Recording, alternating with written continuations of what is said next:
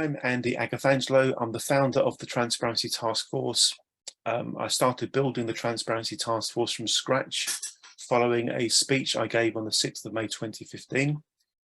One by one we grew. I remember when we got to about 10 people, then 100 people, then 1,000 people. There's now approaching 6,000 people around the world who, to one extent or another, are into our work and who receive our communications. We have members in 21 countries, I think it is. We've got about 300 or so ambassadors. We do consultation responses. We engage with the media and with politicians. We run an all-party parliamentary group. We're the secretariat, I should say, to the all-party parliamentary group on personal banking and fairer financial services. And we are a certified social enterprise, which means that we exist to make an impact and not to make a profit. We're a not-for-profit organisation.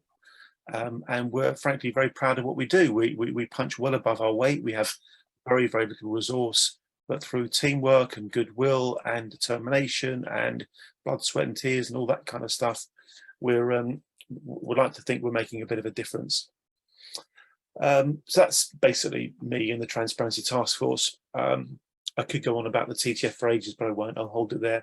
What I do want us to do, though, first of all, is to use the chat. I think you probably all know how to use the chat.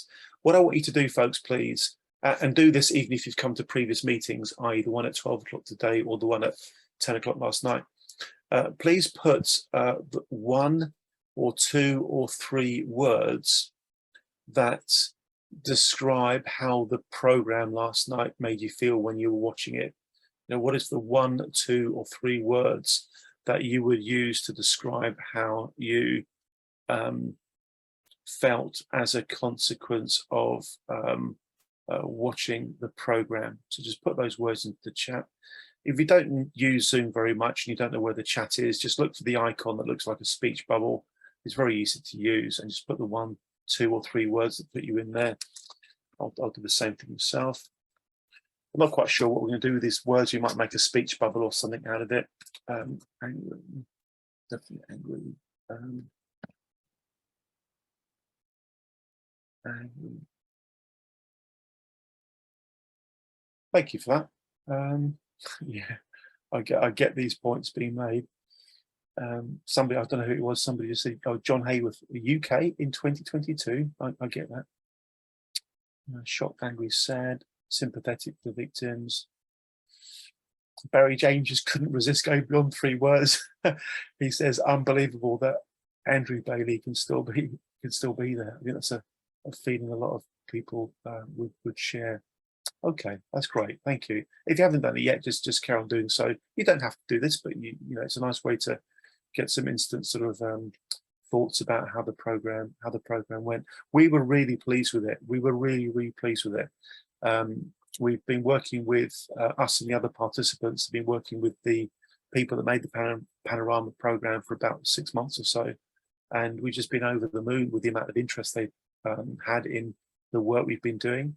And we thought they actually did an incredibly brilliant, intelligent job of actually getting all the information out, but also creating a bit of a narrative around it. It's very clever how these people do, how they do what they do.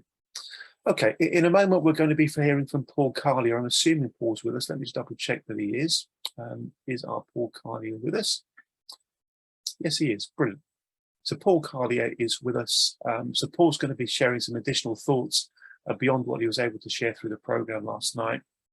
And then we're going to go to our very good TTF colleague, Mark Bishop, who, if you don't know, is an incredibly valuable member of the team at TTF. And Mark's going to focus on ideas that could be used to help reform the system so that what we all saw last night doesn't really happen again. Mr. Paul Carlier, over to you, please. Thank you very much, Paul. Cheers. Hi, everyone. I'm going to try and make this the 3rd time I've kind of spoken on this now. So, but I think,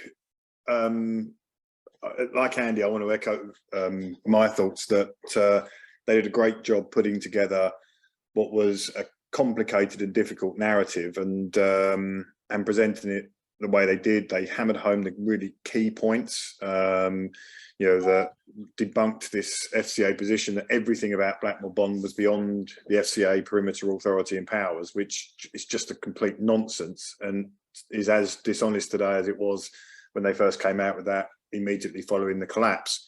And I think I'll start with that position. As we've said, the marketing of non-regulated investment products to non-sophisticated customers is absolutely prohibited under FSMA and under FCA COPS. Now, the very reason these rules and this law was introduced was to prevent such sharks and scams being committed by forcing everyone who wanted to sell those products to become authorised and regulated. Therefore, where you have firms that were seeking to circumvent those laws and regulations by not becoming regulated, that in itself is a breach of FSMA and COPS. So, and that prohibition of selling non-regulated investment products to non-sophisticated customers exists to a larger extent to non-regulated firms than it does even to actual regulated firms. So it's a complete nonsense. And what is particularly galling is that in my initial reports in March 2017, I told them, the FCA, that they were manipulating the sophistication of customers. They were saying things like, we'll put you down as sophisticated. And this is another massive issue. In 2016, the FCA changed the rules for this type of thing and prohibited companies being allowed to allow people to self-certify by ticking a box that they were sophisticated. They had to do more. They had to take steps to prove that these people were sophisticated and therefore fully understood the risks and therefore were permitted to invest. The FCA's defence in the programme last night was, oh, these people ticked a box. Well, the FCA's defence is to refer to and rely upon a practice that they themselves had prohibited and had determined was insufficient 6 years ago. I mean, it's another example of the inadequacy of their defence and their position. And the very reason why Andrew Bailey, who had an opportunity to comment or to be interviewed for the show, chose not to. And simply put, how do you defend the indefensible? And how do you defend false representations made previously without running the risk of making further false representations in the comment or the interview? So the only thing to do is stay stum and seek to avoid the responsibility. Moving on to, and just on this point as well, I did an FOI request, a Freedom of Information request to the FCA this year, asking what their protocol was when people, when they receive reports or intelligence that they deemed was outside of their perimeter authority.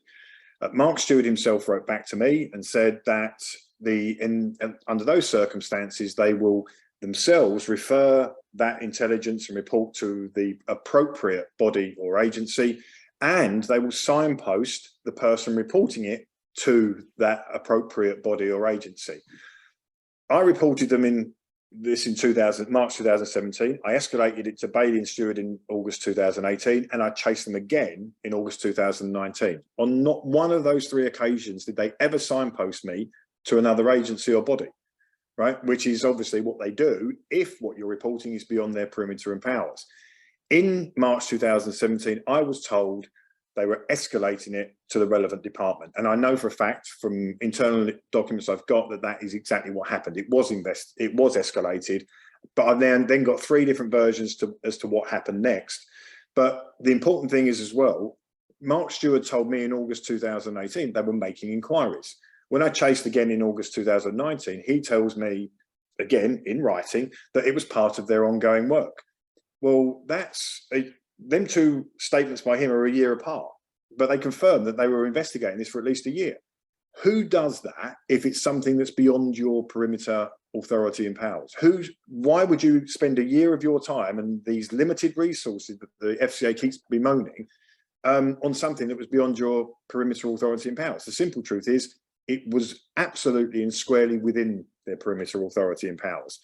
And the issue they had was that, in my opinion, this is why they've stuck with this position. When Blackmore Bond collapsed in April 2020, Mike O'Dwyer of The Telegraph wrote a piece, featured these reports of mine and others, and I think the FCA panicked, and they came out with that position. It was everything about it was beyond our perimeter authority and powers.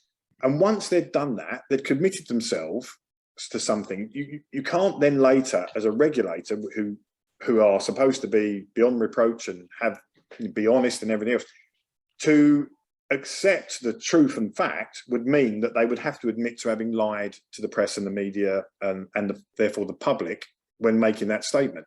So I think they backed themselves into a corner, and rather than admit that they lied or made a mistake when saying that, they've tried to stick to this false narrative ever since. Moving on to a couple of other things that they said in the programme. Now, in the programme, they claimed that they had shared intelligence with City of London Police in 2017. Now, whether or not I did a Freedom of Information request to City of London Police last year in 2021, and that asked how many reports did Action Fraud City of London Police receive about Blackmore Bond, and did any of those reports come from the FCA? The City of London Police wrote back on an official document and confirmed that they received 70 reports about Blackmore Bond between 2016 and 2021, and confirmed that not one of them came from the FCA. So someone's lying, here. The FCA is saying one thing, City of London Police is saying another. I will actually say, though, that the City of London Police also had to admit that they didn't bother sharing any of those reports that were made to them with the FCA in between 2016 and 2020 until Blackmore Bond collapsed. So they didn't disseminate any of those reports that they'd had with the FCA until 2020. So the FCA failed to act, City of London Police failed to act. Now, the other issue here I've got is that the NFIB, in response to all these reports that were made to Action Fraud, how it works is the report goes to Action Fraud, that gets passed to what's called the NFIB, the National Fraud Intelligence Bureau. They review the report, and they then would determine whether there's a line of inquiry, and then they would pass it to the relevant agency.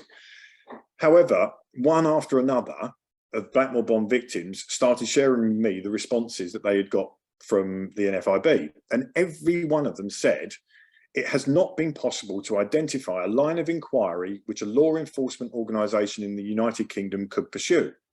Now, these responses, everyone was getting the same response, including one that came in April 2021.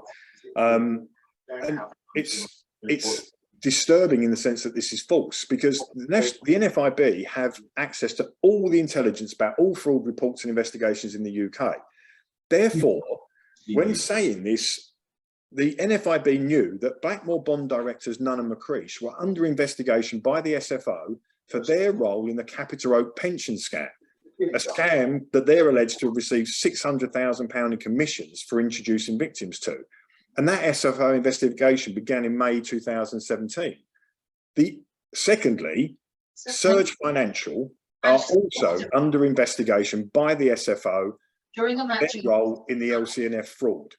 Surge received 40 million in commissions for introducing victims to LCNF.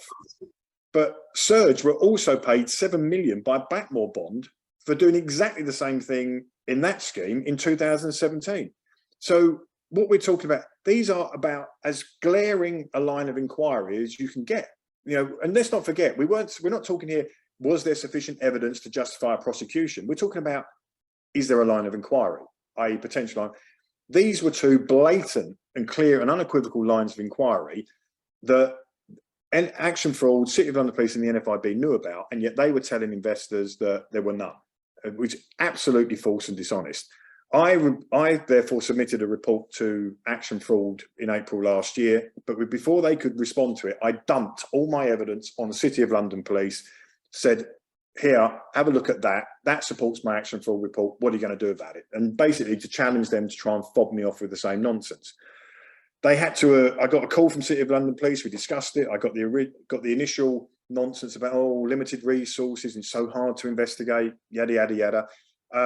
But in the end, they wrote to me to confirm that they had determined with the other bodies that were potentially involved that the Insolvency Service would investigate, and an investigation began.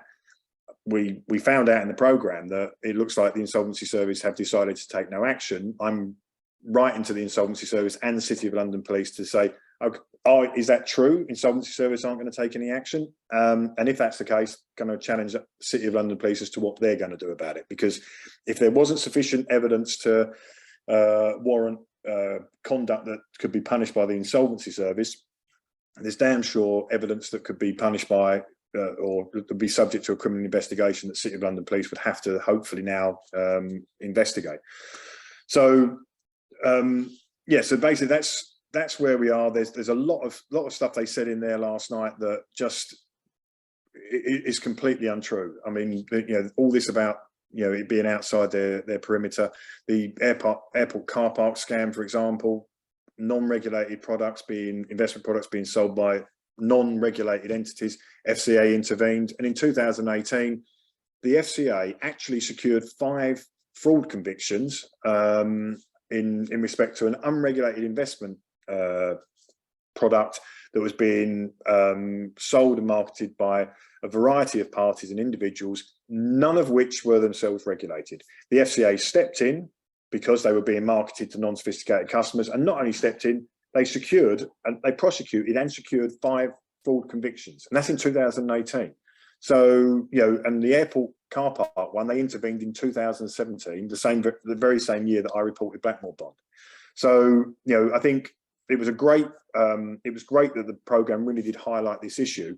The FCA's responses were weak and inadequate. And there's one, and my last point I would like to make is that when the letter that I obtained from the FCA, where they confirm that this, you know, it was a complaint response not sent to me.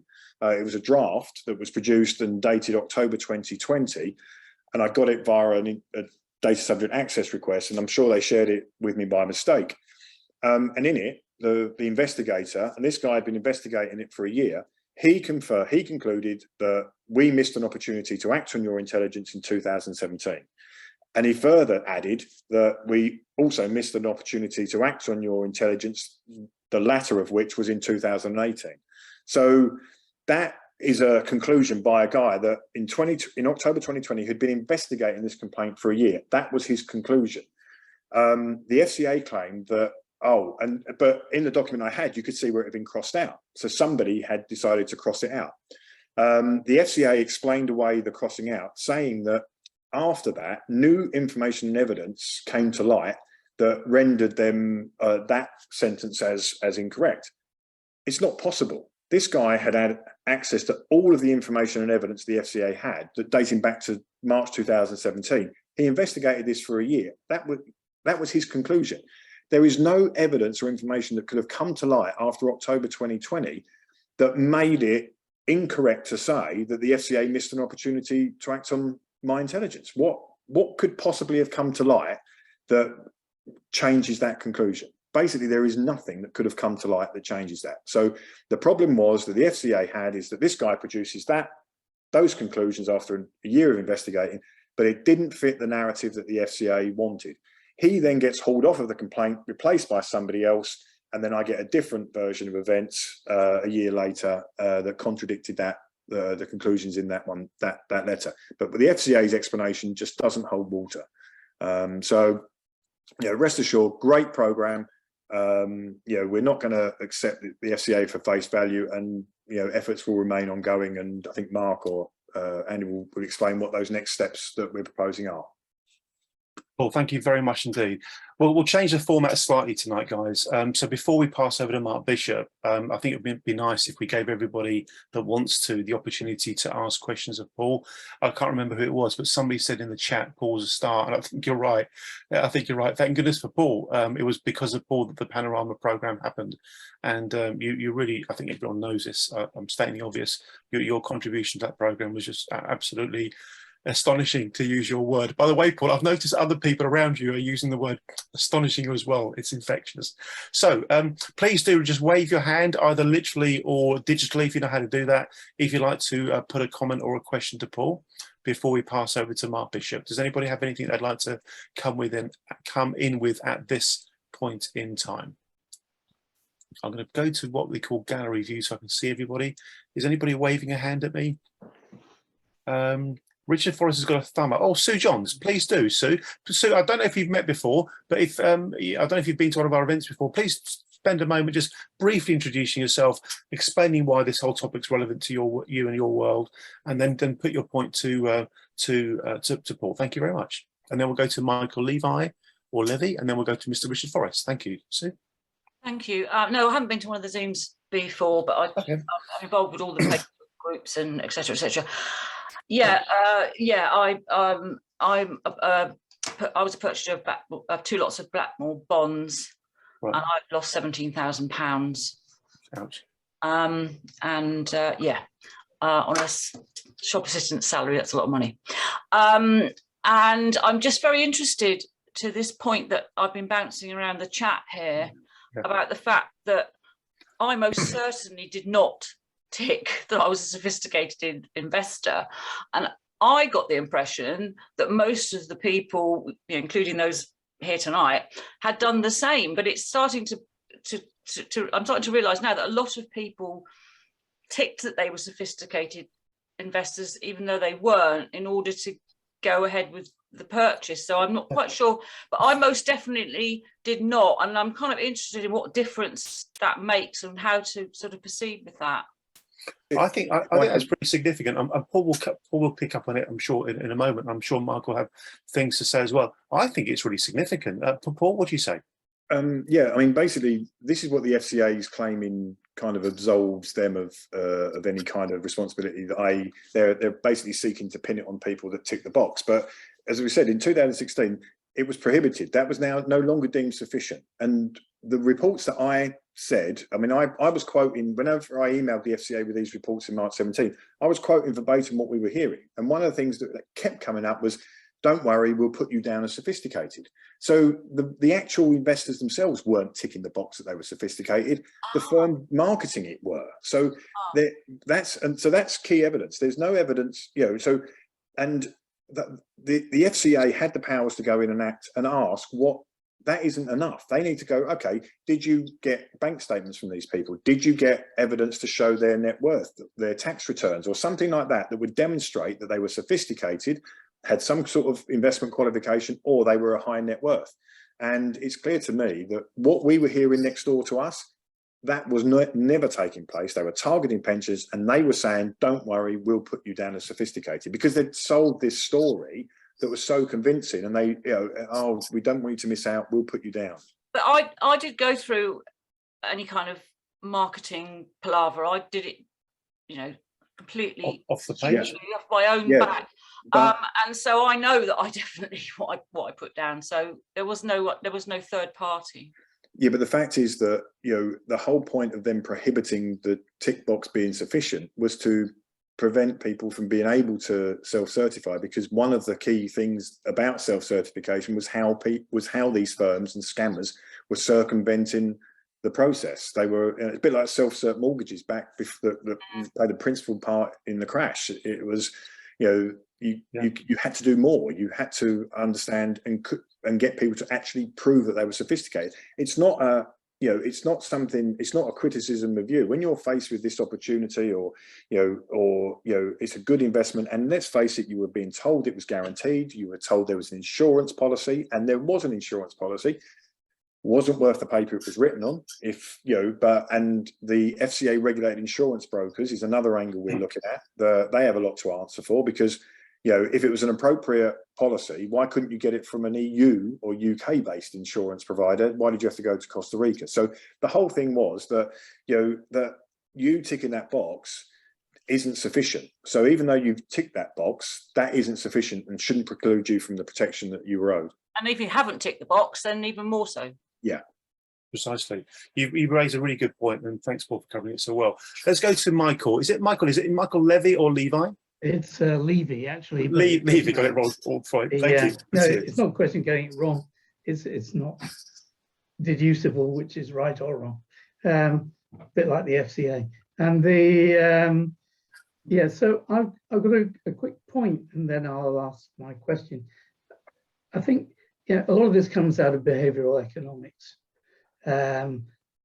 This question about whether ticking the box is enough. And it's very clear that most people don't understand. And the thing about ticking a box is that, unlike handwriting, it's not necessarily clear who did the ticking. So you can't tell if it's forged or not because it's just a click. Yeah. Rather like the self-certification and mortgages, where at least people had to sign something, even though they didn't usually understand what they were signing. Now, as far as my question is to Paul, are you given any special status because you made these complaints that or you gave them this information that they deny very largely was given to them, or are you in the same position as just anybody?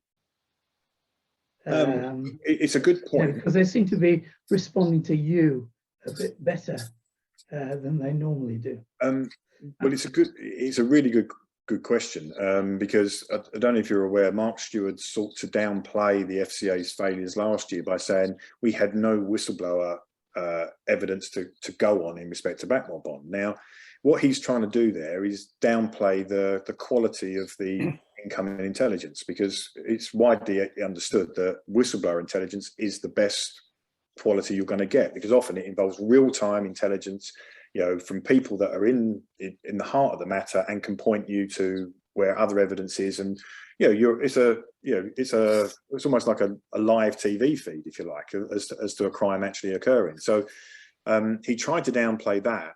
I don't have any special status. I mean, the fact is that they knew who I was. They knew I was a whistleblower at Lloyd's. They knew I was a whistleblower at UBS before that, and they knew my qualifications and experience. So that's why I'm sure that they told me they were escalating it up the food chain, as they did in March 2017. But after that, I've been treated pretty shabbily since. I mean, if you look at Mark Stewart's emails to me in August 18 and you have to understand that because of the rules, we can't say too much about this, we can't tell you this, we can't tell. So I was kept in the dark very much after that.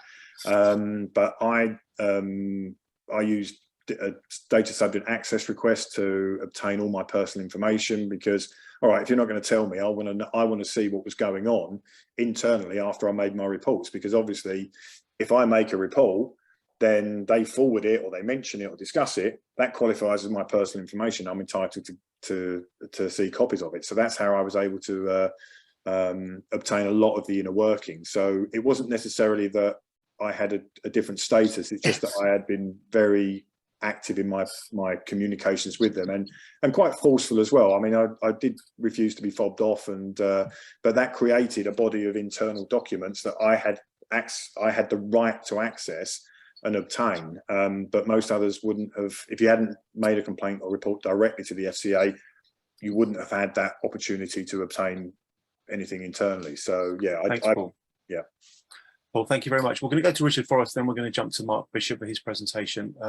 And by the way, please, everybody, get yourselves ready mentally to do some stuff, okay? We're going to be asking for people to support some activities that are going to help the cause. So please do get yourselves mentally ready to do some stuff to help the cause. We'll elaborate on that a bit later. Mr. Richard Forrest, over to you, sir. Thank you. Thanks very much. Yeah, firstly, just to say, it's great what Paul has done, and I'm surprised he's got this far, because I'm part of a group who was scammed. We got together, we've had legal representation, legal help. We have got the lawyers to submit letters to the FCA with that evidence. And it involves one of the largest insurance brokers here in the UK, who actually marketed bond insurance themselves as part of the scheme, which then was found to be not worth the paper it was written on. But that goes to the FCA. The FCA then say, thank you very much. They're passing it on to a department to be investigated. We've then tried to follow up whether they're investigating it or whether they're not, and they refuse to confirm or deny whether they are. So we have no clue whether they're doing anything or whether they're not doing anything. They hide behind data privacy. The insurance company's hiding behind data privacy, so they won't do anything either. And, you know, they tell you to take legal advice. Well, taking legal advice costs an absolute fortune. And if you go to court, you have to underwrite the court costs in case you lose. So this whole system is stacked against you. You know, I don't know how the government expects that what they've set up supports the individual investor, because you are dead in the water on your own. And even when you get together, and even when you actually do involve the law, and we were lucky to get a no-win, no-fee contract with our lawyers. You get that to the FCA, and then it just disappears into a big black hole.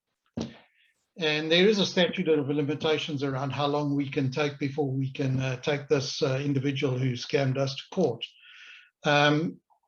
Meanwhile, all the time passes while the FCA are either doing something or doing nothing. And I have no clue what they're doing, and they won't say. Yeah, well, this is a major problem. They rely on FSMA saying, we don't have to pass on details of this, and that would it would compromise our regulatory function. Well, you're not doing anything. You know, yeah. How does that compromise your regulatory function? But it's a really interesting point, because we're starting to get a bit more evidence now regarding the FCA regulated insurance brokers. So was yours a similar one based in Costa Rica, or the insurance? No, it wasn't. It was based in the UK. So it's a UK insurance broker, one of the largest.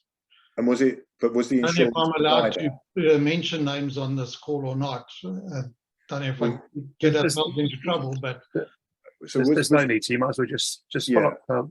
Paul, pop your email address into the chat, and then Richard can let you know that information separately. Yeah, I think one thing that I'm really interested in is, hang on, let me just type my email address in, make sure I spell it right.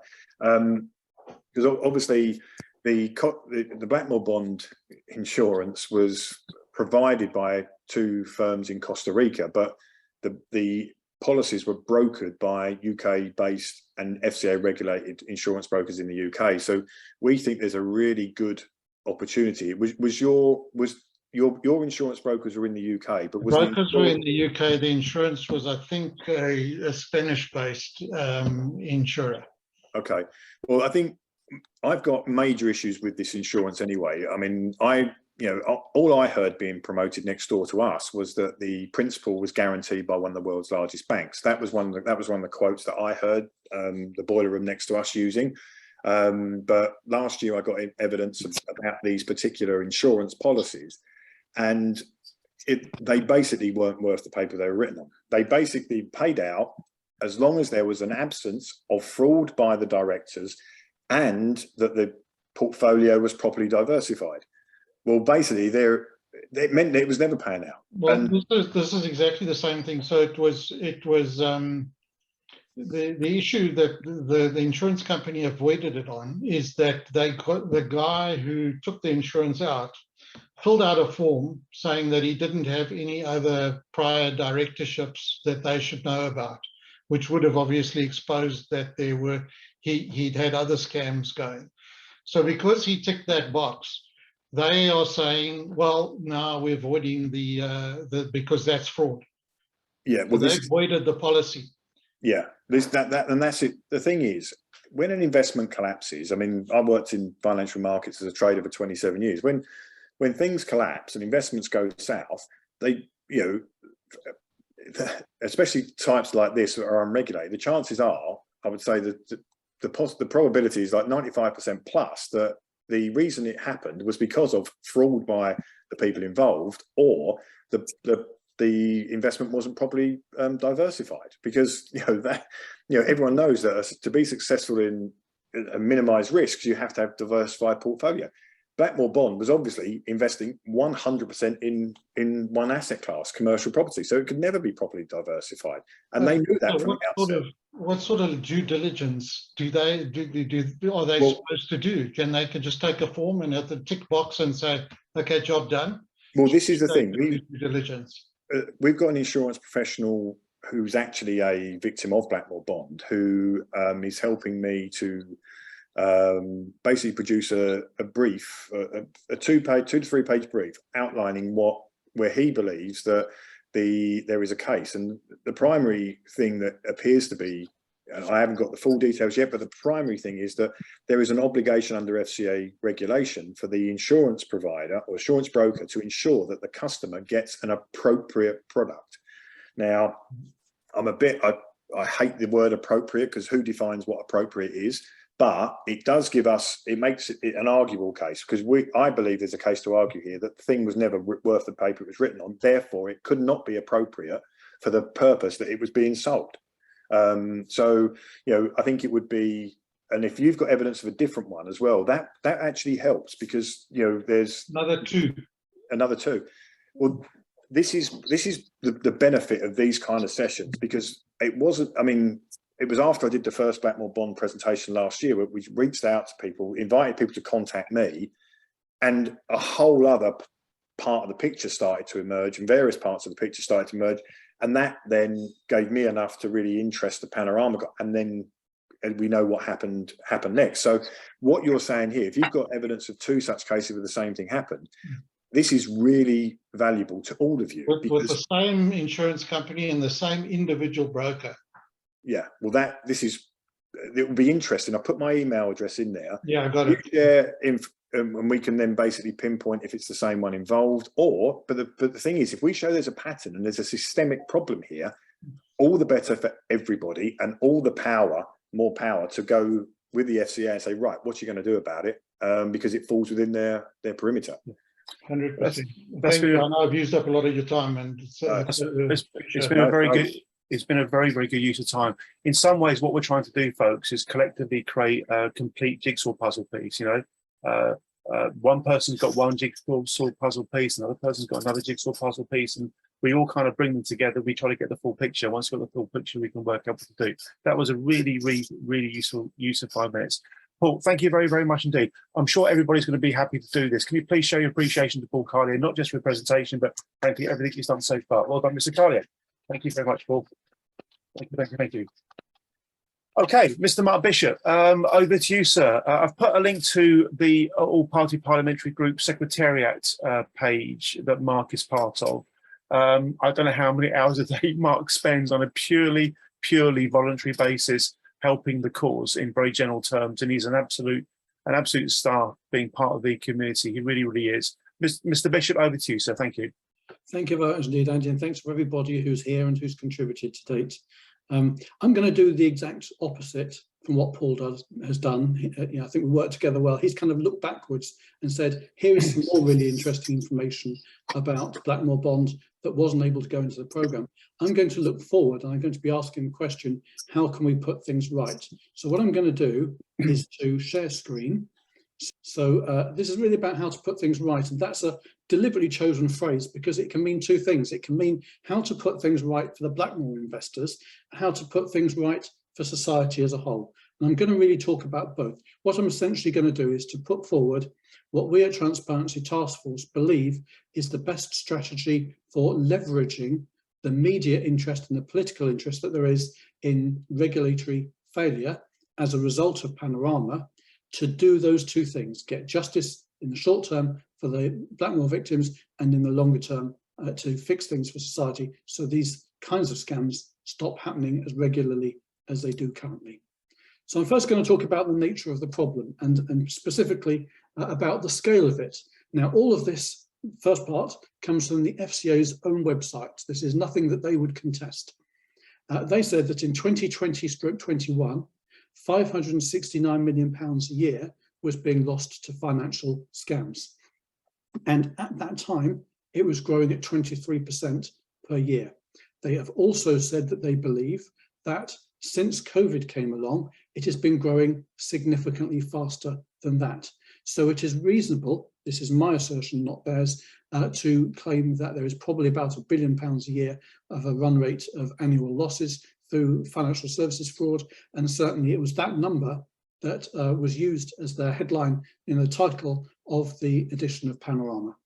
So just a few examples of other cases that have come along in recent years are London Capital and Finance, Connaught, Bassett and Gold, Asset Life, Lendy Collateral, Funding Secure, Dolphin Trust, High Street Group is one I saw in the chat just earlier, Park Secure, all those sorts of things, Park First rather, Store First, and those are just off the top of my head. I'm not exaggerating when I say you could do an edition of Panorama every week for a year about a different financial services fraud, all of which contain elements of regulatory failure, many of them at least as spectacular as what happened in Blackmore Bond.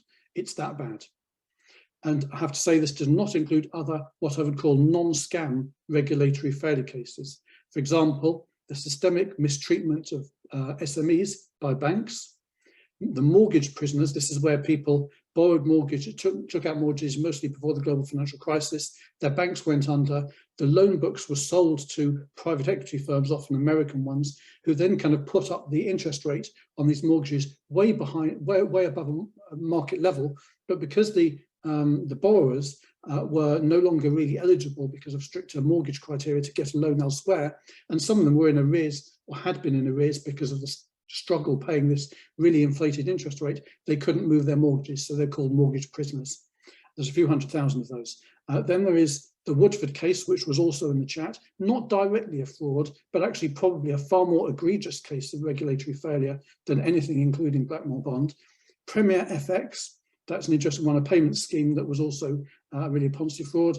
And now one that's just coming into media attention is where building societies pushed elderly and vulnerable clients towards a series of firms, particularly the Phillips Trust Corporation, which essentially took away the assets of people, particularly when they died, and kind of invested them in scams on their behalf without them having any say in it. And there are very many more like this. Underlying causes. Well, the single biggest is that wrongdoers are almost guaranteed to get away with it. And this happens because there is a regulatory underlap, which may or may not be a willful one. So many of the rules that the FCA has are not enforced.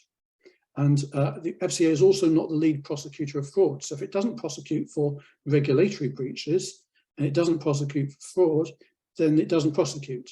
That would be okay if the police prosecuted, but there are memorandums of understanding between the FCA and key police services that say that the police should hand over any case to the FCA if it could touch upon regulatory issues. So of course, all these financial services frauds get handed over by the police to the FCA, where they simply go and die. Also, I saw in the chat earlier, somebody mentioned action fraud, and I joked that we call it inaction fraud because of its track record of doing precisely sweet FA. Also, there's a problem with the easily exploited, allegedly unclear regulatory perimeter.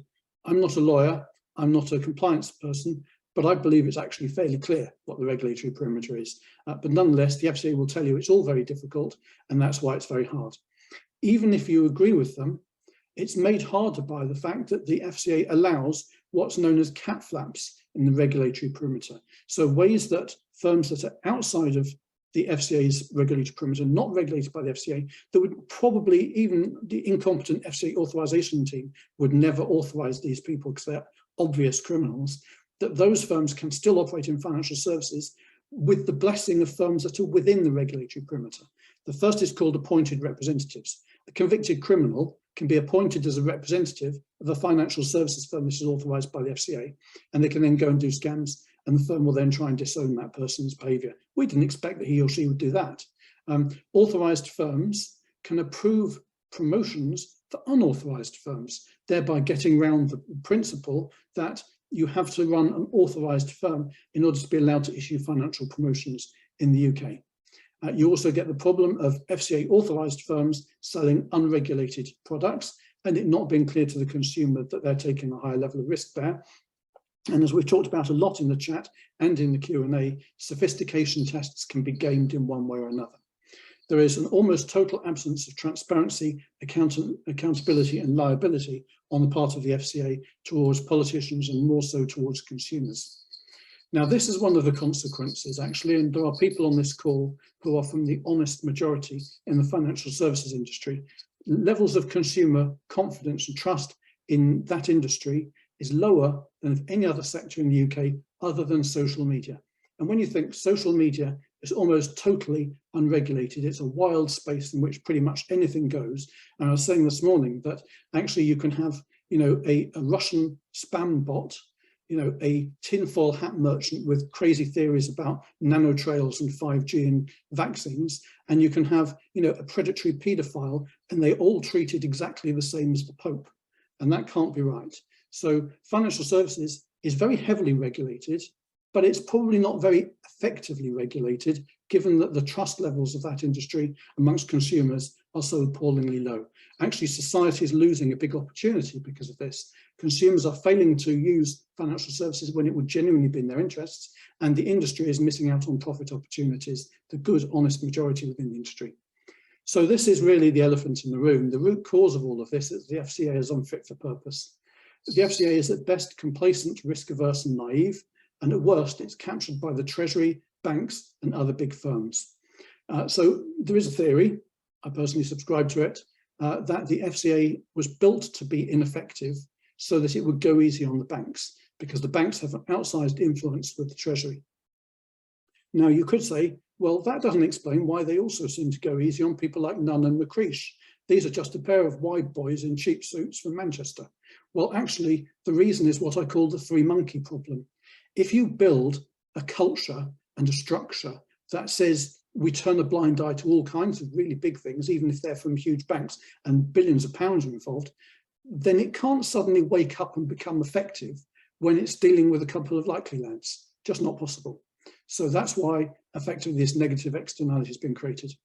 It's opaque and unaccountable to consumer interests. There's a revolving door, particularly those at the top. You know, the Treasury, the Bank of England, the FCA, the big four accountancy firms, and you know those sorts of organisations. Their people are largely interchangeable. This is a really important point. It was somebody asked me about this in the chat. There is no civil liability of the FCA when things go wrong, excepting two theoretical carve-outs: human rights breach and bad faith. Human rights one's never been tested, and I don't think it ever will be, because the way the law works, you've got to do it almost instantly. The bad faith one, you have to prove essentially criminality, very high bar. The FCA, I think probably this is more important, is culturally defective. We at Transparency Task Force provide the secretariat to the all-party parliamentary group on personal banking and fairer financial services. It has been conducting a call for evidence about the FCA. All kinds of people have been giving testimony: scam victims, whistleblowers, you know, people who run other statutory bodies, you name it. But one of the key groups is current and former employees of the FCA. And what they've told us, many of them anonymously as whistleblowers, is that there is a bias against action, and the FCA has a particular line on any particular issue, and all, you know, hell breaks loose if you dare to challenge that edict from the top. So people who do challenge it, for example, they may find themselves made to sit on a different desk in different parts of the building away from their team, so not effective and they're isolated. They may be overlooked for bonuses and promotions. They may be managed out of the organisation, and afterwards, we found even one person said, afterwards that person's never referred to by name, only by their initials. They also have an obsession with a certain kind of diversity, people who look different but think the same.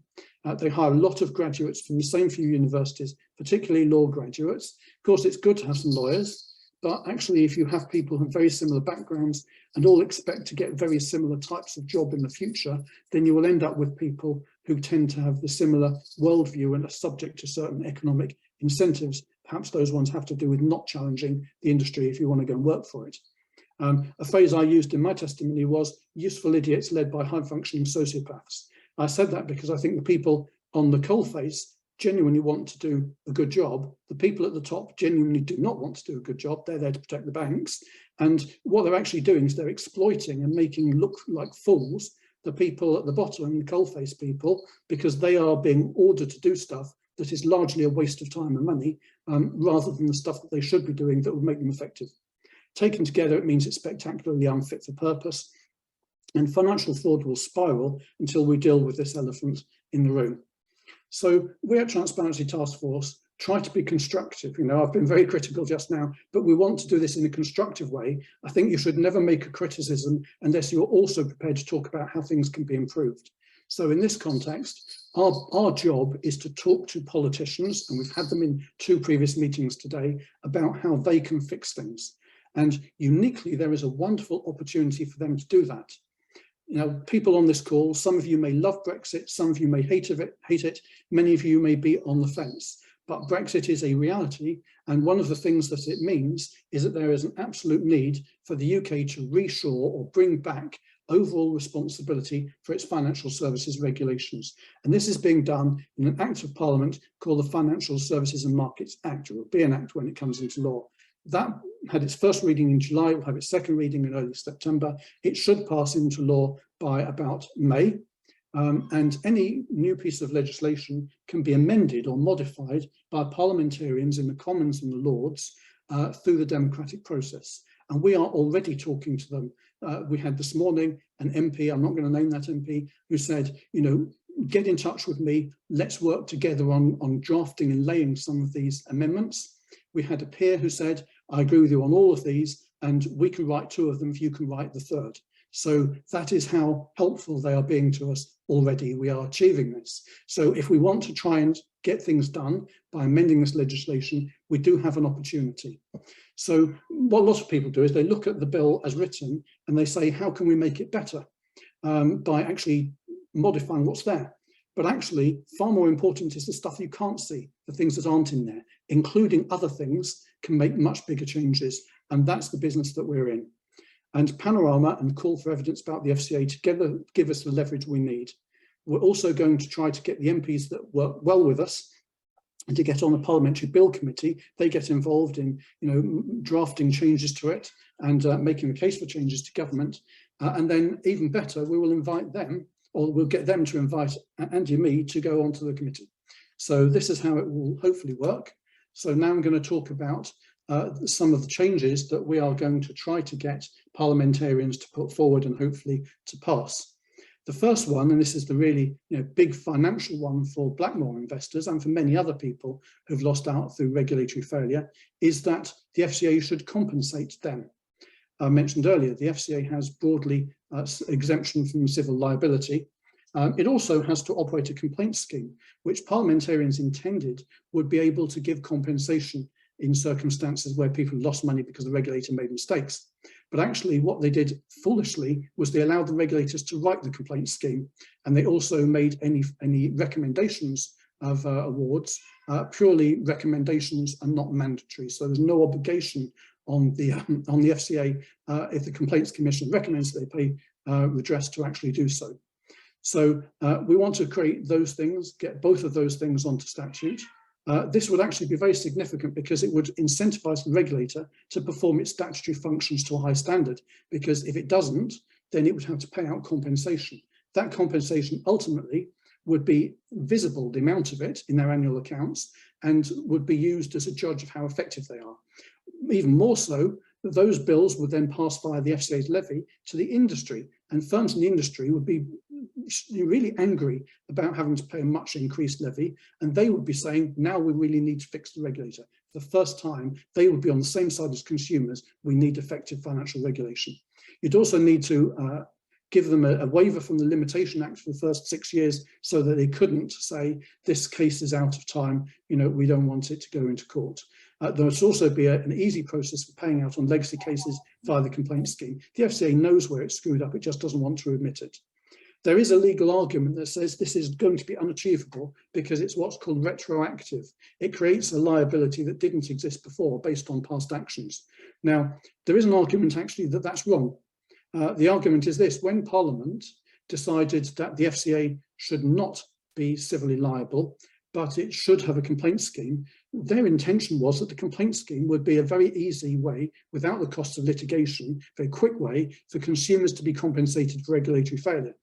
Unfortunately, it went horribly wrong, as I've described, and it's not happening. But the will of Parliament always was that the FCA would pick up the bill when it screwed up. So actually all we're trying to do is to deal with a flaw in the drafting of the law that prevented that from actually happening. There is another argument that says, well, even if this is retroactive, it's justified on grounds of equity, of justice. You can't have a situation in which the FCA's victims after a certain date are compensated and all those before that date are not compensated. How is that fair? The third reason is actually a utilitarian argument. This is that if you do not pay out all of the FCA's legacy victims, you actually guarantee that the FCA will never really be reformed. And the reason why I say that is, as long as the FCA is running away from a bunch of people who want it to pay them compensation, it's having to deny the actuality of what happened to those people, where it screwed up. And if it's denying that it screwed up in all those past cases, it's never going to be able to fix the problems that caused it to screw up in those cases. So actually there is a utilitarian case that says, if you want good financial regulation, you've got to write out some checks. The next thing we're trying to do is to improve the transparency and accountability of the FCA. I've talked about the call for evidence, talking about how defective the culture is.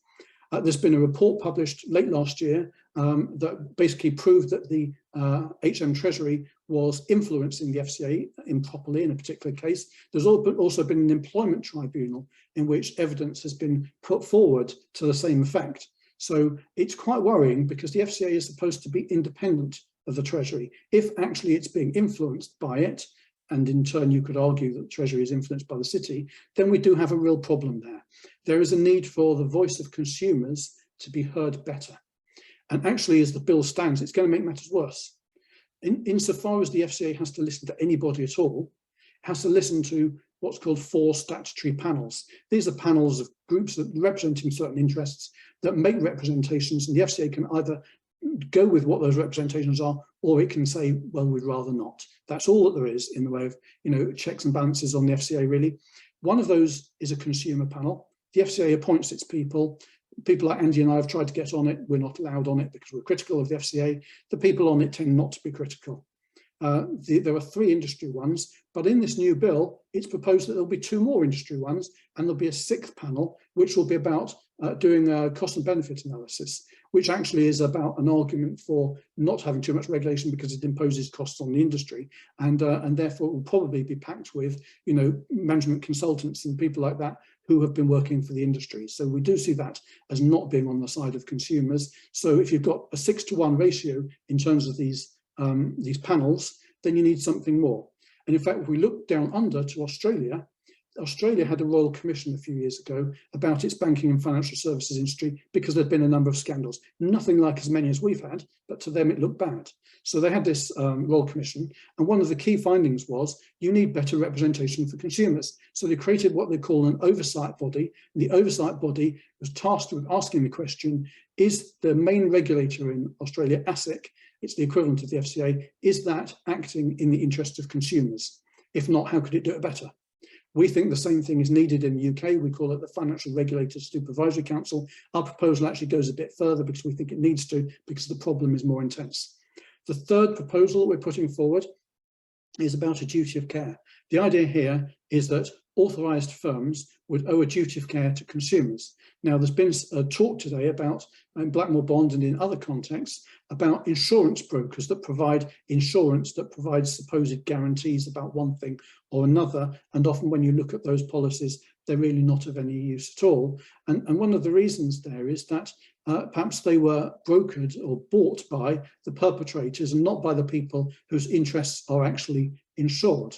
Now, if you had a duty of care, the definition of which in law is an obligation on one party to avoid causing reasonably foreseeable harm to another party, which if breached can result in the harmed party having right to sue for damages. If that is your definition, which it is, of a duty of care, in the context of financial services, that means that the firms would owe a duty of care to consumers generally, not just to people who have a contractual relationship with them.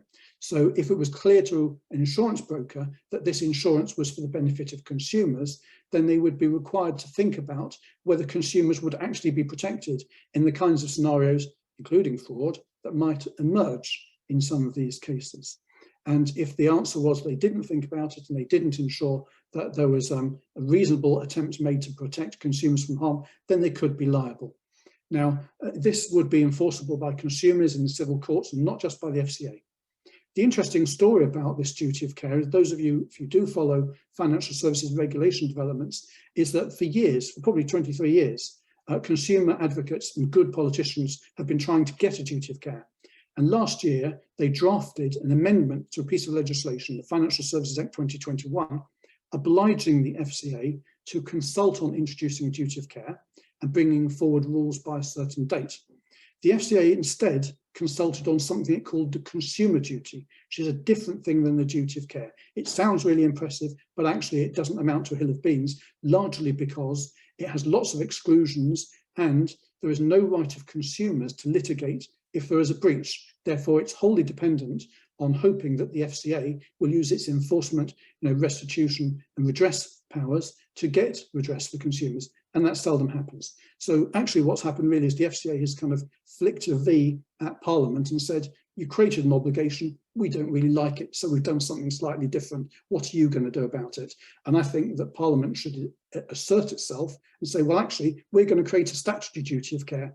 Looks humiliating to you because your consumer duty will be in the bin before it even goes live.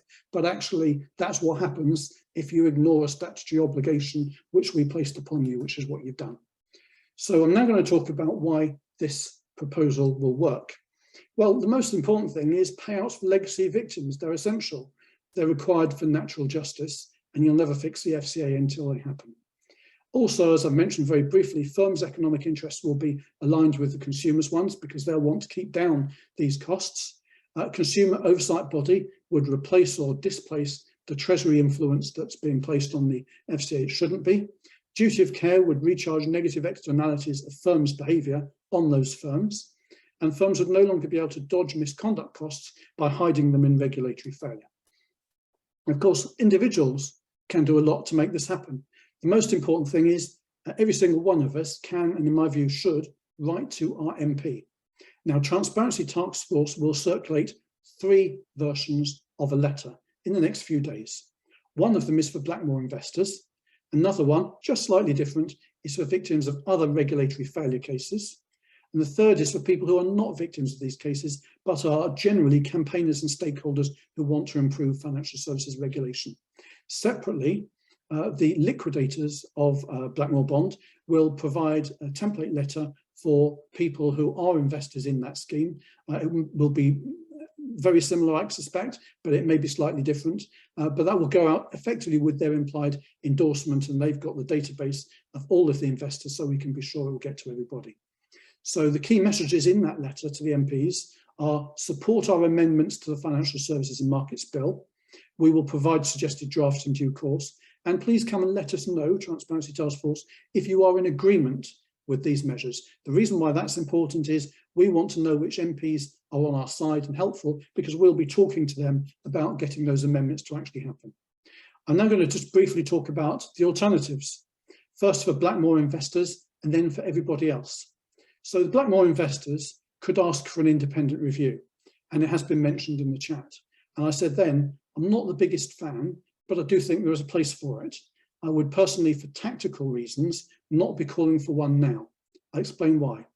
The FCA's policy is no independent review can be commissioned until the FCA has concluded its own enforcement investigations and actions.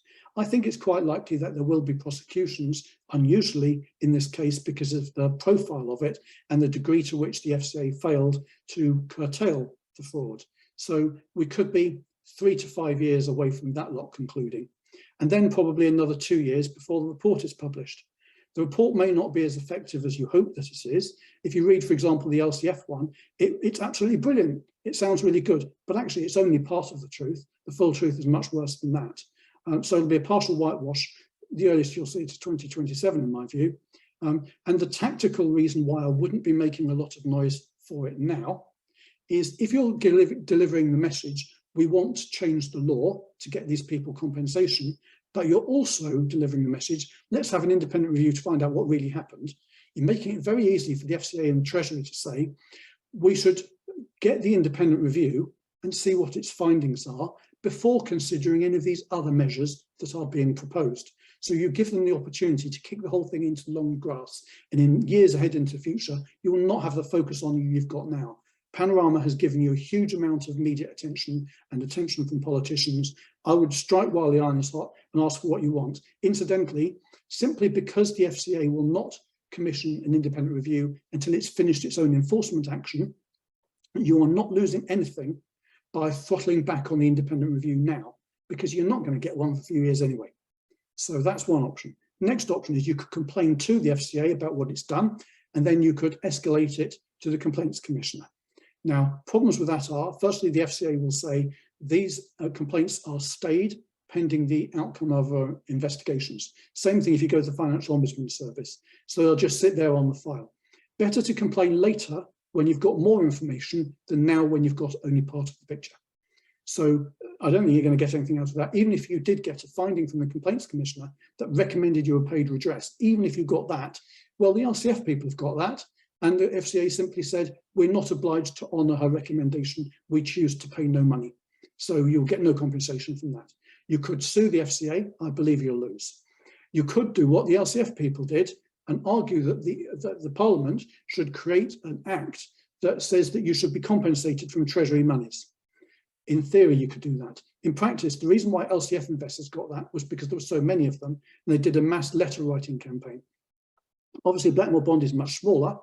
We're going to try and help you by getting all of the people from Transparency Task Force to also join you in your letter writing campaign. This will hugely increase the number of letters, but even so, you'll not get close to where LCF was. So you'll be making a smaller noise. And also you've got a big problem that when the LCF bill went through, and Andy and I were on the bill committee, actually the Economic Secretary of Treasury was very specific about why they had agreed to Treasury redress. They said there was a unique set of circumstances which they went and outlined. Now, those unique circumstances do not apply to Blackmore Bond. So effectively, in passing the LCF Act, backing it Parliament, the government actually explained why there will not be another piece of legislation the same as it. So again, you could ask for it, you're not going to get it. So as for society as a whole, well, your best hope is probably, if you don't want to go down this route, to hope that the FCA's transformation project is successful. I believe that it won't be. And the reason is, I've been doing this for 10 years. And every incoming FCA chief executive says, it's a fair cop, this regulator is in a pretty bad state, I'm going to fix it. Here is my new mission review, my transformation project. The industry should fear me. I'm going to shoot first and, ask questions later. They all come up with this spin that says it's going to be better under me, but it never does get better. And I don't think it will under Nick Irati. One of the reasons why is that one of his first decisions when he was put into the job was to hire an executive director for transformation. He didn't go out to big consulting firms. He didn't go to people from industry who are brilliant at turnarounds. He actually hired Megan Butler from within the FCA. If you read the LCF review, you'll find that she is one of the people most heavily criticised for her performance in that case. In the Connaught review, none of the names are mentioned, but I was a Connaught investor, and I can tell you she was involved in the Connaught case. So she is as inept as the people and the problems that she's trying to solve. This decision to basically have a crony hire of her without even looking externally was criticised by the Treasury Committee. She has now left the organisation under a bit of a cloud. But when that happened, the FCA didn't actually go and advertise the job or brief headhunters. No, it actually added the job as a bit of a bolt-on to the side of the job of somebody who was already with a big job and embattled in their role, the Executive Director for Authorisations, which kind of shows it isn't a big priority for them.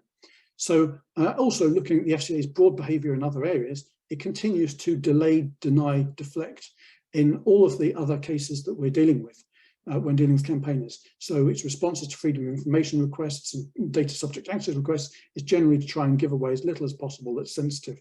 So there's not the transparency in the admission of a problem and the cooperative working with its constructive critics that there would need to be if there was going to be genuine transformation. And also finally, you've got to ask the question, if the FCA is really competent as a result of the transformation project, why is it scared of civil liability or of transparency? Why would it oppose the kind of measures that we're talking about? Just in conclusion, we are proposing 3 simple amendments to the Financial Services and Markets Bill. They would create two paths to compensation for Blackmore victims and for others. The governance, transparency and accountability of the FCA would be transformed. Industry would owe consumers a duty of care for the first time. The honest majority industry would actually gain from improving consumer confidence in financial services and in finally fixing the FCA. If the FCA means what it says, it will welcome these changes. If it objects, well, at least we'll have flushed out the truth about what they really are. If change doesn't happen, and if lives continue to be ruined, it'll be partly politicians' fault for siding with the FCA instead of its victims, but it will also be our fault for not telling them. That's why these letters are so important. Panorama and the forthcoming call for evidence report prove that there is a big problem. It's systemic. So please, please write to your MP. Thank you very much indeed, everybody. Andy, back to you. Mark, once again, that was absolutely superb. Your input, your knowledge, your ability to communicate things in such a clear and compelling way, even when they're very complicated, is a real gift that you've got. Can we please all put our hands together to show our appreciation to Mark Bishop once again? Thank you very much, Mark. Well done. Very, very, very well done. Superb, absolutely superb. So proud to work with you and Paul and everyone else. I really, really am. I'm going to spend a few moments just talking about something that's been mentioned a couple of times. So share screen and find the right page. Here we go. So this is the web page where the videos and testimonies have been put for roughly 20 people, I think it is, who have given evidence to the to the all-party parliamentary group on personal banking and fairer financial services. So as you can see here, there's one from somebody called Richard Emery, who most of you won't know, Peter O'Donnell, Abhishek Sachdev, etc., etc., etc. Some of them are just off the scale, hard-hitting. I urge you to watch these, not necessarily all of them, but watch them. Where you see the name in inverted commas, okay, that's somebody acting the part of an existing or former employee of the FCA who was understandably scared to actually sort of reveal who they really were. So this one here, for example, Leslie, that's the actual video interview of the bit you saw in the Panorama programme, excuse me, folks, of the blonde actress who played the part of Leslie. So, you know, you'll find that one really, really powerful. The one on the George Patelis one, I can't think of the George Patelis story without going into a rage about the FCA. It's as simple as that. What's the George Patelis one? All of these, like Anthony Stansfeld, for example, former police crime commissioner. He's the guy that went out on a limb with his police force, Thames Valley Police Force, to get the bad bankers locked up. What an incredible man. Very pleased to have Anthony as part of the TTF community as well. And many, many others. All of these are educational. All of them say, you know, share a narrative that's very, very similar, which is this. The FCA is consistently failing to do its job properly. We characterize it as being, you know, riddled with all kinds of conflicts of interest. There's a brilliant one here, Paul Carlier, absolutely brilliant one of Paul Carlier. Believe me, there's more that Paul Carlier can tell you than you've heard so far. I really urge you to watch that one. Mark Bishop's one is brilliant as well. There's a Steve Milton one, etc., etc. So there's loads of stuff there to get your head into if you want to. All of those written testimonies are being put into a big report. We've got a bunch of volunteers working behind the scenes doing that. We're getting a QC involved with signing it off, etc., etc., etc. If you're new to TTF, there is just you know, so much going on. You wouldn't believe it. Okay, so what we're going to do now, folks, is open it up to Q&A. I'll try to facilitate this as best as I can. I'm sure there are folks who'd like to say something, so please just raise your hand, wave at me if you want to speak or ask a question. So do it either literally by waving a hand or digitally if you know how to do it. And I'll look out for you drawing attention to yourselves if you want to say something. Do we still have Linda Lloyd here? Because Linda was absolutely superb in that programme. I can see Robert doing this. So Robert, I think that means you want to say something. Robert, take yourself off mute, please, and say what you'd like to say. Thank you. I'm a retired engineer, so I did all sorts of work, including some financial things. And the point I want to make is I did some work for a relative over the last year or so, on one of the problems she had was that a company had been deducting money from her pay to pay the government firm Nest under pension, but unfortunately that money didn't arrive at Nest. I believe this is a pure case of fraud. I've taken it to on her behalf to various organisations, including the Pension Ombudsman, the Pension Regulator, Nest themselves, and indeed the Employment Tribunal, and we are indeed making progress with it. But one of the things that concerns me that matches what you're saying is that we got the messages back from Nest that they wouldn't discuss the matters with my relative. On due to account security, we cannot discuss any other account related information, the precise words that they wrote. On the pension regulator rights, I'm unable to disclose details, but I will say that the investigation is still ongoing and is being taken seriously. As you say, when you get responses like that from the regulator, you don't really know whether anything's being carried out or not. Nest were a lot kinder in that they telephoned my relative and they actually told her that they were doing nothing. And I'm frankly appalled that somebody representing a government organisation, given the information that the employer is being fraudulent in not paying pensions, and to take no action whatsoever, I'm just appalled. Thank you for sharing that. Thank you very much indeed for sharing that. If I find time in a minute, I'm going to give you a link that will take you to some information about pension scheme violations. You'd be quite shocked by what you see. Thank you very much indeed for that. Thank you. I think Philip Meadowcroft has got his hand up. Philip, I always enjoy listening to that wonderful voice that you've got, which is so commanding and so Radio 2, 3 and 4. Mr. Meadowcroft, make your point. Thank you. The Times this morning has a TV review column. It doesn't usually refer to Panorama, but it did today. Oh, didn't know that. What it says: this horror story was a cautionary tale, one that also reminded us of the value of a prime-time investigative TV strand in bringing such a situation to the widest possible audience. My goodness, that is a hell of a quote. It reminds me of your immortal phrase, Andy, of shining torches in dark corners. But I've paraphrased you there. You might be able to give the correct version of shining torches and disinfectants and all that. But I think it is purely a comment on the situation that we saw last night. The power that you delivered in that program is absolutely impossible to scale, and I think there's got to be a few more to follow. And brilliant production by It was good. How it managed to galvanize interest for 60 minutes on a very calm presentation, a very reasoned presentation. There was no sensationalist stuff. There was no screaming. There were no silly block headlines and supers on the screen. Very, very calm presentation. And the lady who ran the commentary must be congratulated for that as well. But a great achievement last night, and I very proud to be associated with TTF in watching it. Thank you. Thank you.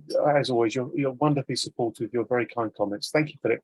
I haven't seen that Times piece. Can you find a link to it or send me a photocopy of it or something? It'd be great to see that. I haven't seen that. Thank you very much. You're so too busy today. You've not looked in your inbox. I haven't. It's all there. I was having a snooze in the afternoon. I was absolutely burnt out. Thank you. Thank you very much, Philip. Brilliant. Okay, let's go to anybody else who'd like to say something. Let's go to Jean. Jean, I know you want to say something. Go for it. And then hopefully Linda will rejoin in a moment. We can hear from Linda again. Jean. Hi, Andy.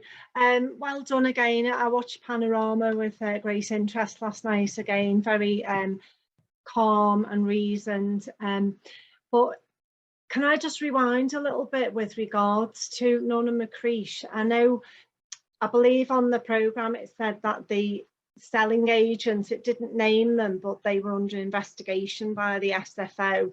I don't know if we're allowed to mention that company, but that person and that company that Paul complained to the FCA regarding, they link back to the pension scams between 2010 and 2015 that I'm aware of.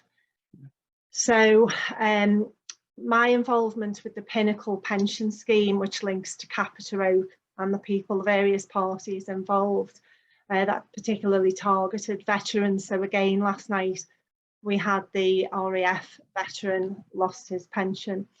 So we've got Pinnacle, Capita Oak, we've got Nunn and McCreesh linked to the, you know, the pension lead. So we've got this web.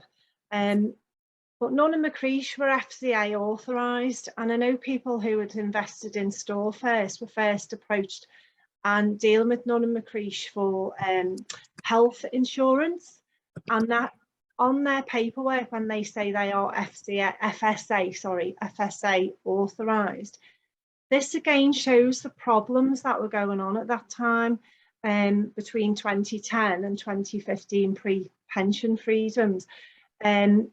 We link back to Sue Flood and ARC and the FSA authorisation of what people were authorised to actually do. And then you've got this really muddy water, if you like. It's not clear. It's not clear drinking water. It's this muddy water. So people, this has gone on. And as I say, the selling company, the people that were involved in the Pinnacle pension scheme as a sponsor and employer were already linked to fraud, major fraud proceedings, mainly land banking, wine, etc. Yeah. And again, they're linked to this selling company, and it must be frustrating knowing that all the efforts Paul has gone to, I've been following it closely with reporting this to the FCA, etc. These people were prolific and they just got better and better, untouched, still living in the mansions, and the FCA haven't issued restitution orders, sorry. They have with Avocard, I believe, Avocard again, pre-2015, they've been ordered to pay back their commissions. So again, it's such a network, and obviously earlier on, it was on the 12 o'clock Zoom. This isn't about educating people. I know there's a place for it, and we did cover that at 12 o'clock today. But again, it's so complex, and people trust the FCA and the system, but it's clearly hasn't worked. So it's not about looking backwards and saying, oh, but what about us? But I think it's quite clear the failings are pre-2015, pre-Blackmore, and the links are there. And I know Sue Flood's worked really, really hard on creating this network and the pension scam inquiry, and all those names were there then. And I feel like we have been left behind, but we're actually all connected, all these scams, all the people involved. So once again, Andy, I think you've been at the forefront of getting people to work together, and that's where the power is like you say, let everyone make these links, and it makes us stronger, like a bit like a spider's thread. Really doesn't look much, but really strong. So I'll leave it there. I know I get frustrated, and I hope I've explained that as best I can. Yeah, you've explained it very well. Over it, but you have explained it very, very well indeed. Sorry, Paul, go ahead. Sorry, Jean, have you got my email address? I'm not sure. I've tried to message you, but yeah, I would like to try and just cross-reference some things with you, Paul. I'll put my email address in the chat there, Jean. Yeah, I've got it. Okay. I mean, anything that relating to Amima, that particular outfit, and Nunn and McCreesh before my reports, yeah, you know, gives us a. It's like anything. If you can get to the source of something, it can only be helpful. So please. I think I put today in the chat. When it was reported to the FCA, I'm just presuming that somebody will get this report and go, "Oh, who are these people? Have we got anything on them before?" Yeah. You know, what were they involved with? And obviously I've gone on 192 and looked at this name and that name, and they live together, and they're linked to the sellers selling Blackmore bonds. And who's that person linked to? And that links back to pinnacle. And, you know, I speak to the veterans, and it is traumatic, whether you're a veteran, a housewife, a shop assistant. And again, it's affected people with degrees. We don't all have degrees in financial services. It's affected everyone. So the strength is in us coming together. I think that's where definitely the strength is. And to say this links to the huge failings of the FCA. And again, I know it's being critical, and we want to be proactive and make changes, stop this from happening, and change the system that's failed in the UK, because it could be a lot better. And again, we've got now the crisis. Again, it was COVID, now it's another crisis. The financial crash, 2008, I used financial services then, and I survived that. And there were warnings there that people were going to be vulnerable. So when you have the MPs saying we need to educate people, people were vulnerable then because they knew they were prolific criminals, knew, and Andy said this on many occasions, who knew how to work with the system to just avoid, and I know the odd person might get sent to prison, but just to avoid that obvious criminality. They know how to work it better than the victims. But I think as well, though, Jean, one thing that comes up, I mean, you know, if you look at everything that everyone in the programme, even myself, I mean, this isn't my day job. I mean, I do this around that. If all of us have been able to find, for our own personal individual efforts, find all of these different pieces of this damning evidence, it rather belies it. It rather exposes the FCA, it's so resource intensive, or it's this and it's that. You know, it isn't that difficult, as you say. You can join dots here, join dots there, and these are supposed to be the most experienced and qualified, and who have powers to access far more systems and far more like nooks and crannies than we do. So yeah, I think again it kind of belies to me the fact that, as you say, you know, was there a will to look in the first place for fear of what they might uncover? That's another issue. So I'd be really grateful to hear anything you got, Jean. Okay, thanks, Paul. Thanks, Jean. Thanks, Paul. Paul's point just then about, you know, was there a will to have a look? We call that willful blindness, you know, willful blindness, turning the other eye. Sorry, you know, turning away from the evidence that's been presented. I mean, think about it. Paul Carlier basically gave them an open goal and the ball, and got the goalkeeper out of the way. I mean, they didn't really need much more than what Paul Carlier gave them on a plate to have that whole operation shut down within, what, 24 hours? A couple of days at most? Come in, and they said in response to Gloucester about the manipulation and sophistication, all this stuff, they said, oh, it's so difficult to detect when that's happening and even harder to investigate. I gave it, I gave it to them on a plate. I told them where we were. We could see and hear everything through the glass partition. Send someone down, pose as one of us for a week in our offices, record and video everything you see. Oh my God, you'd have had the best intelligence you're ever likely to get. And they passed it up. And that's what's most galling for me, is that they then go on to, in defense of Gloucester, say, oh, it's so difficult. It's not. You know, it's difficult if you haven't got the intelligence. But when someone gives you that opportunity and you pass it up, you lose the right to claim how difficult it is. And you know, so yeah. Thanks, Paul. Thank you. Some of you are, as I said earlier, some of you, I'm tired. Some of you are quite new to TTF, so you won't know about the previous events that we've done and things like that. Again, I'm going to share my screen just quickly to show you what you can do. If you Google TTF TV, which is what I'm doing right now. Yeah, you go to TTF TV, you'll get to, where is it? Here we go, not that. Yeah, there. So TTF TV, and then click on videos, and you'll get to the videos of the events we've done since lockdown. We've done rather a few. Some of them are an hour or two, some of them are 3 or 4 hours. I think the Blackmore Bond one that in March last year was an absolute cracker. It's what led to this event I'm about to take you to, this one here, the Blackmore Bond scandal and why it really matters. That's the event that led to the BBC's interest in Paul and what he's been doing, and and the Panorama program. That's kind of where it all started. It was meant to be a 2-hour event. It went on for 4 hours, and we could have gone on for longer, Paul. Do you remember? It could have literally gone on for longer. So if you're a Blackmore bond victim, I encourage you to go to that. All you need to do, as I say, is go to this link. I'll put the link in the chat, and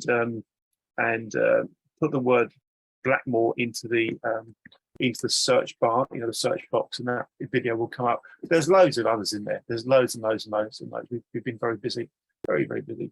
Okay, I think we should start bringing things to a close. It's been a very interesting conversation again. The input from Paul and from Mark and everybody else has been super. It always is. There's a wonderful sense of camaraderie and goodwill in the work that we're doing.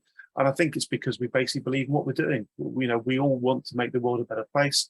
And this country needs a much better regulatory system than the one that we've got now. Okay, is anybody itching to say anything before we wrap up? If you are, just wave a hand at me. Mr. Martin White, I can see your left hand waving away. Over to you, sir. Always lovely to have you with us. I always learn something from Martin White. I should turn it into a t-shirt. Martin, over to you. Okay, thanks, Andrew, and thanks, everybody. I think, if anything, these presentations get slicker and slicker, so well done to Mark and everyone else.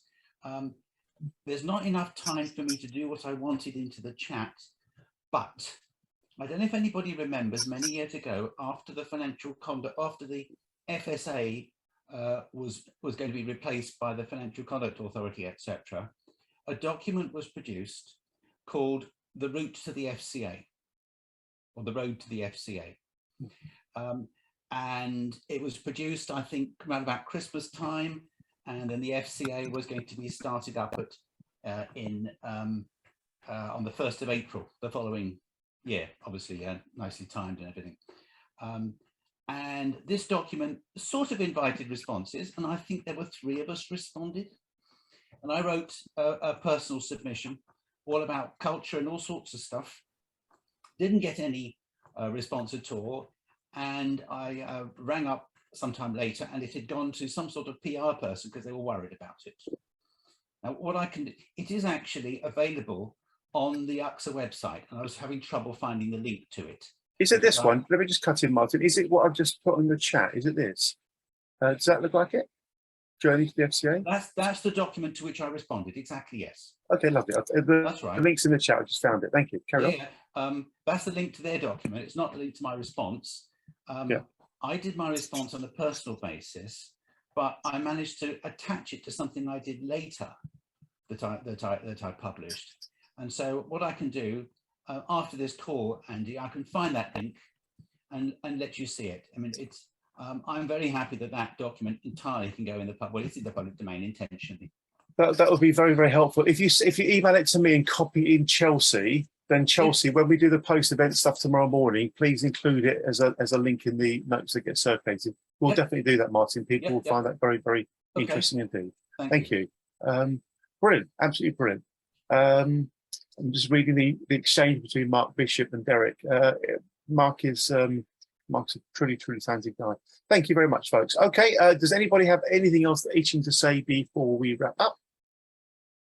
Well, saying to people, if you don't know how to save the chat, go to the bottom right of the chat. There's 3 little dots there. Click on those and click Save Chat, and it will stick it somewhere in your computer. Thank you very much. Thank you, Martin. Priya's question, yes, we run loads of Zoom meetings about loads of different things, so we'll keep you posted. We send out a weekly newsletter called the Transparency Times, so you'll all be getting that as of now. Just if ever you want to opt out, just opt out, but otherwise you'll get the comms.